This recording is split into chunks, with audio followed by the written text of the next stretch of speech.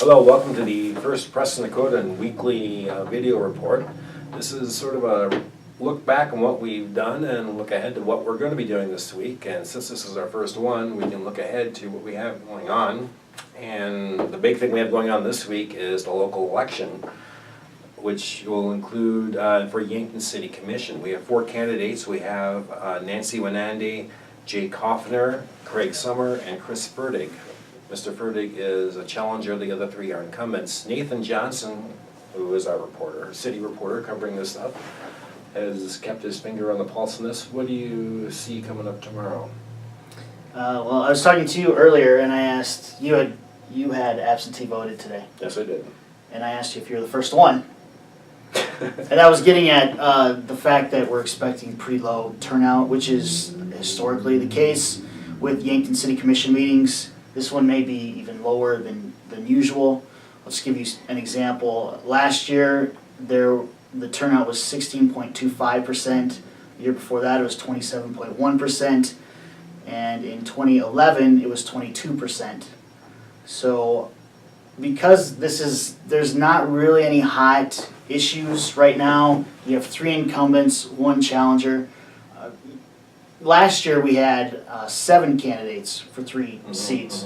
So when you have more candidates, so you would think they're encouraging more of their friends and family, and more candidates should equal more voters.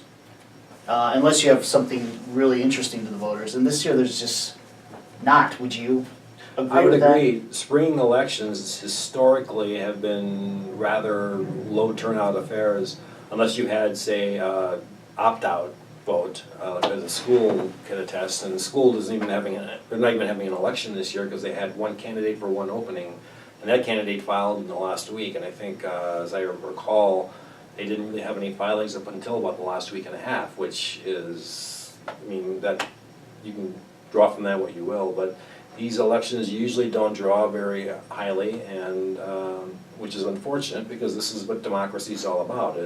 Democracy is interactive, and when voters fail to interact, it's a shame, because a lot of these people are going to be people who might be grumbling, what are they doing, what aren't they doing, and yet when they have a chance to make their voices heard, they really don't. But nevertheless, that is coming up tomorrow. I guess some of the issues that have come up in forums this spring have been perennial ones. Economic development, for one. Everyone always has questions. Why isn't this property developed? Why aren't we getting more businesses, more primary jobs? The water treatment system, because the city's working on that, tens of millions of dollars of investment.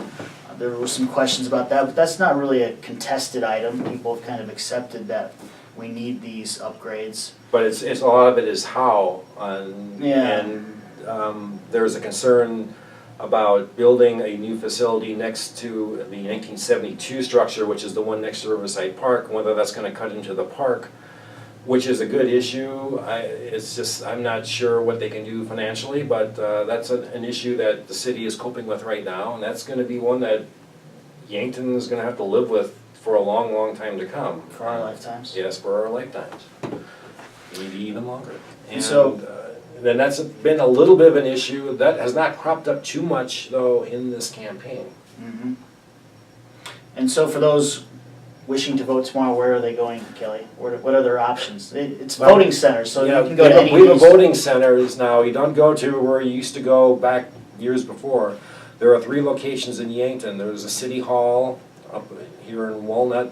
There's the 4-H building on the east side of town. There's also Jodine's, which I believe is the best smelling polling center perhaps in the state. It's very possible. Very possible. But those are 3 great places to vote. And I myself like the voting center concept because the results are a little bit more centralized, and it's going a lot smoother so far than it has before. And so hopefully this will turn out well. And I hope people take advantage of this. Do not go to the mall. That's not a voting center. I know that's where a lot of people usually vote, but that's not an option this time. Is there anything else? Also tomorrow night, I guess we have the Yankton County Planning Commission meeting, and seldom do I cover those because they're usually long, painful, and I deeply admire anyone who serves on the planning commission. I don't know how they do it.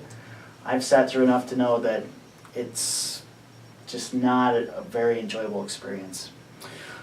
But tomorrow night we're covering it because they're going to be discussing the Dakota Plains proposed facility, and specifically the tax increment financing that's being discussed as part of this project. And that's been adjusted a little bit since it was last talked about publicly. They're now talking about a $9 million tax increment financing district. And so part of that before has been $3.5 million that would go towards the rail loop. It would give Yankton area progressive growth access to that rail loop so they could recruit businesses to locate along it. But now they've also added up to $5 million for reconstruction of 306th Street from 436th Avenue to Highway 81. So that's would be the road that goes just north of this proposed Dakota Plains development. And it's one that the county commission, some members have expressed concern about wanting something that ties 81 to this facility, because currently Dakota Plains has said they will build up 436th, or wait, no, it wouldn't be 436, is it? Is it 436? Utica Road? Or is this a different? Yeah, it's the Utica Road, so that's 435th, I believe. Okay, all right. We get our 430s mixed up. But Yes, we do. Dakota Plains will pay for that one, and then just a little ways over east to the facility.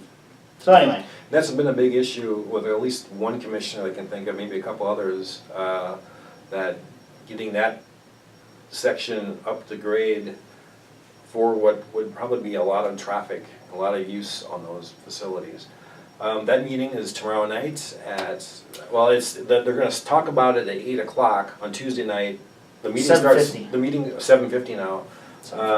My guess is that the way it sounds, we probably won't be able to get a story in on Wednesday's paper, but we'll have something online and we'll have full coverage on Thursday's paper, so you might be looking for that.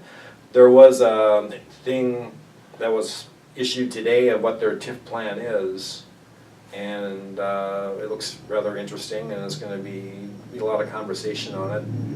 And this is a big issue for Yankton County, and we'll see how this plays out.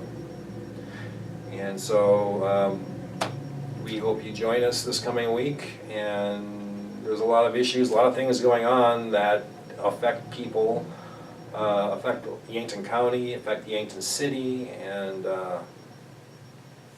by all means do your part and vote tomorrow, and we'll be covering that as well.